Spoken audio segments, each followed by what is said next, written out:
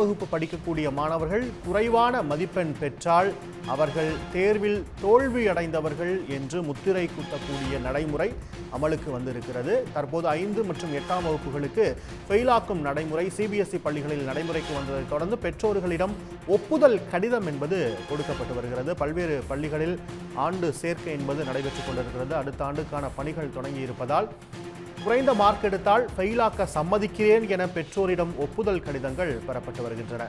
கட்டாய கல்வி உரிமை சட்டத்தின்படி 8ஆம் வகுப்பு வரை மாணவர்களை ஃபெயிலாக்கக்கூடாது என்ற நடைமுறை இருக்கக்கூடிய சூழலில் தேசிய கல்விக் கொள்கையில் இந்த விதி திருத்தப்பட்டது. இதன் அடிப்படையில் தான் 3ஆம் வகுப்பு 5ஆம் வகுப்பு 8ஆம் வகுப்பு மாணவர்களுக்கான மதிப்பெண் அடிப்படையிலான பல்வேறு மாற்றங்கள் செய்யப்பட்டன. அதில் தற்போது 5, 8ஆம் வகுப்புகளுக்கு மதிப்பெண் குறைவாக பெற்ற மாணவர்களை தேக்கி வைப்பதற்காக ஃபெயிலாக்குவதற்கான நடைமுறை என்பது தொடங்கப்பட்டிருக்கிறது. இதற்கான சம்மத கடிதம் என்பது பெற்றோர்களிடமிருந்து பெறப்படுகிறது. மதிப்பெண்கள் குறைவாக பெற்றால் என்னுடைய பிள்ளை ஃபெயில் என்பதை ஏற்றுக்கொள்கிறேன் என்பதற்கான ஒப்புதல் கடிதம் என்பது பெறப்பட்டு வருகிறது. செய்தியாளர் பிரபாகரன் இணைகிறார். பிரபாகரன், விவரங்கள்.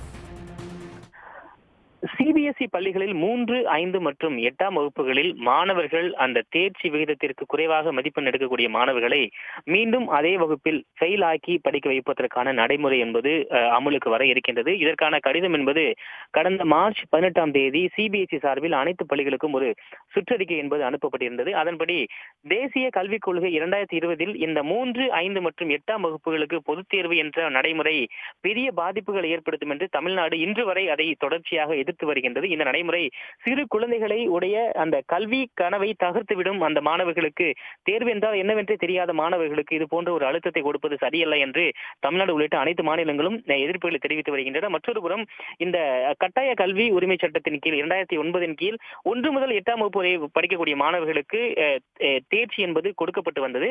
அந்த நடைமுறை இப்பொழுது மாறக்கூடிய நிலைமை என்பது மாறியிருக்கின்றது. இது தொடர்பாக மார்ச் மாதத்தில் சிபிஎஸ்இ அனைத்து பள்ளிகளுக்கும் கடிதம் ஒன்றை அனுப்பியிருக்கின்றது. அதன்படி மே மாதத்தில் இந்த நடைமுறை அமலுக்கு வரும் என்று கூறியிருக்கின்றது. அதன்படி பல பள்ளிகளில் மாணவர்கள், அதாவது தேர்ச்சி விகிதத்திற்கு குறைவாக எடுக்கக்கூடிய 3, 5 மற்றும் 8ஆம் வகுப்பு படிக்கக்கூடிய மாணவருடைய பெற்றோர்களிடம் இந்த குறைவான மதிப்பெண் என்னுடைய பிள்ளை எடுத்திருந்தார், அவர்களை மீண்டும் அதே வகுப்பில் சேர்க்கலாம், அதாவது ஃபெயில் ஆக்கி மாணவர்களை அங்கே படிக்க வைப்பதற்கான அந்த ஒப்புதல் கடிதம் என்பது பெறப்பட்டு வருவதாக தகவல் வெளியாகி இருக்கின்றது. அதே போல பல பள்ளிகளில் பெரும்பாலும் இந்த வகுப்புகளிலிருந்து அந்த விடைத்தாள்களை திருத்தி அடுத்த வகுப்பில் சேர்க்கக்கூடிய நடவடிக்கை என்பது இந்த ஏப்ரல் 3வது வாரத்திற்குள்ளாகவே பெரும்பாலும் முடிந்துவிட்டு மாணவர்கள் அடுத்த வகுப்பில் சேர்ந்து விட்டதாகவும், ஆனால் இந்த நடைமுறை மே மாதத்தில் நடைமுறைக்கு வந்திருப்பதால் அடுத்த வருடமே முழுமையாக இது நடைமுறைக்கு வரும் என்று சில பள்ளிகளில் ஆசிரியர்கள் தெரிவிக்கின்றார்கள். அதே நேரத்தில் ஒன்றிய அரசுடைய நேரடி கட்டுப்பாடு இருக்கக்கூடிய கேந்திரிய வித்யாலயா உள்ளிட்ட பள்ளிகளில் ஏற்கனவே வகுப்புகளிலிருந்து தேர்ச்சி கூட அந்த பெற்றோர்களுக்கு இந்த நடைமுறை எப்பொழுது நடைமுறைக்கு வருகின்றதோ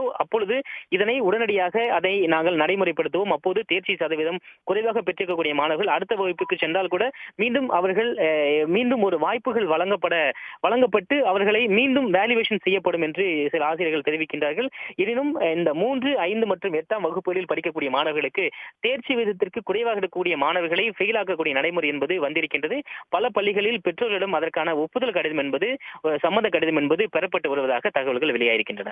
உடனுக்குடன் செய்திகளை தெரிந்து கொள்ள சன் நியூஸ் பெல் ஐகானை கிளிக் பண்ணுங்க.